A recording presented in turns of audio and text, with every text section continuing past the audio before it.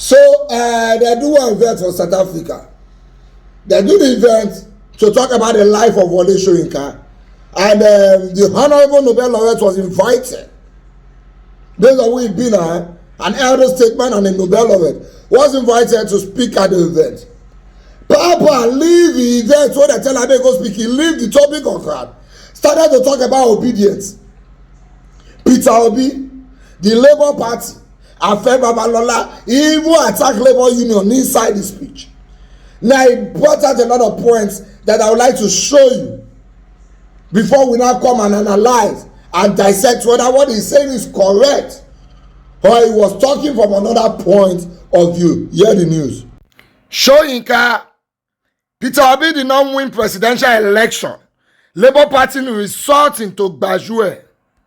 Nobel laureate Wole Soyinka on Wednesday in South Africa said the leadership of the Labour Party knows that its presidential candidate in Nigeria's February 25th election, Peter Obi, did not win the election. Soyinka accused the leadership of the opposition party of trying to force a lie on Nigerians that Obi won the election. The Nobel laureate spoke at an event titled The Lives of Wole Soyinka, a Dialogue, organized by Africa in the World in Cape Winelands city of Stellenbosch. I can say categorically that Peter Obi's party came third, not even second, and the leadership knew it, but they want to do what we call in Yoruba gbajue, that is force of lies. Soyinka said the truth matters to him, noting that many people always look for shortcuts. He admitted that Obi achieved something remarkable by breaking the monopoly of power established by the All Progressive Congress and the People's Democratic Party (PDP), but also accused the Labour Party of taking over the organized labor movement in the build-up to the 2023 election. This recent election, two things happened. First of all, one party took over the labor movement, which is not my favorite movement, and then it became a regional party, he said. Whereas it was a marvelous bridge into the established two camps. Peter Obi achieved something remarkable there, that he broke that mold. However, he did not win the election. Soyinka also claimed that the Labour Party leadership attempted to mobilize young people to protest against the outcome of the election on the banner of lies and deceit. They were going to send some of the hardliners, proud young people, into the streets to demonstrate, he said. I'm also ready to be among such demonstrators, but only on the banner of truth, not on lies and deceit. This party wanted the same thing, referring to the 2011 post-election violence, to happen on the basis of a lie. And we find these vice presidential candidates on television boasting, insisting, threatening, and trying to intimidate both the judiciary and the rest. What kind of government will result from that kind of conduct? In addition, they did not know this, but they were being used. Before the election, there were certain clandestine forces, including some ex-generals, who were already calling for an interim government before the elections began. In an apparent reference to Afe Babalola, he said, some of them were known figures, including a proprietor of a university, calling for an interim government before the election took place. Soyinka's comments are bound to elicit another round of reactions from Obi's vociferous supporters, known as the Obidients. In March, Soyinka and Labour Party and the Obidients by extension, we had loggerheads over comments made by the party's vice presidential candidate at the election, that's Baba Ahmed, on the outcome of the presidential election.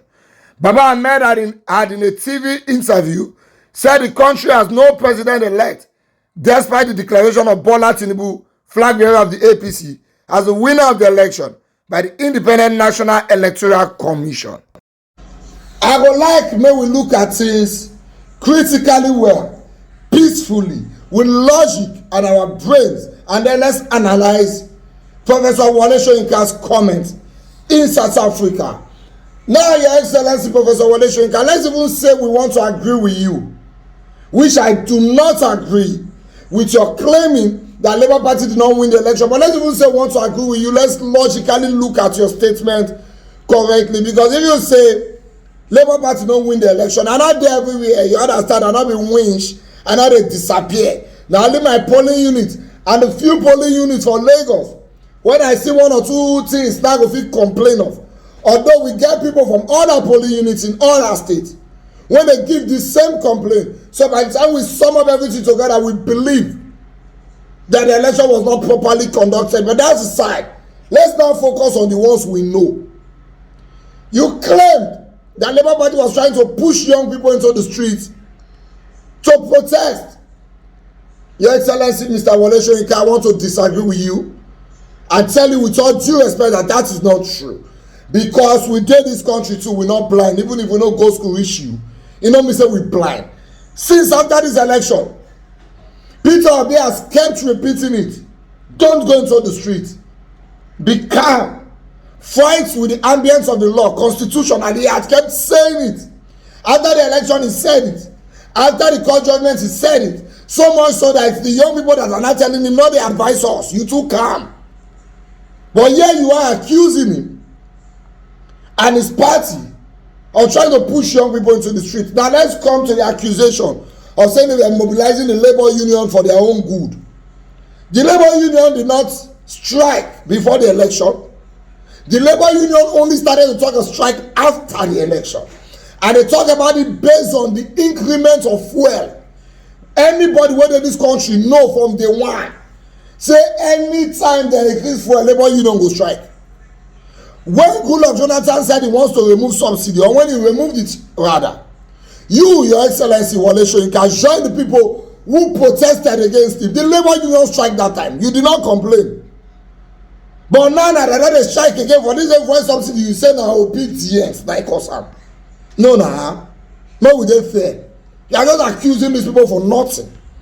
Now you have a problem with the comments of Babadati and men. That's quite fine. Everybody is entitled to their opinion.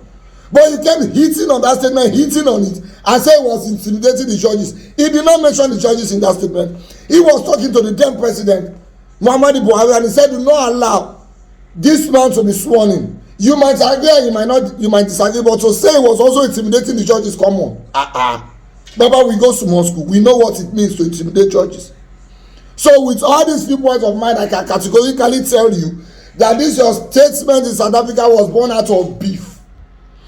And I don't want to say the likelihood to trend because they did an event for you. Go and talk about yourself. You brought Obi into the topic. I cannot remember when last Obi called any of una name for interview.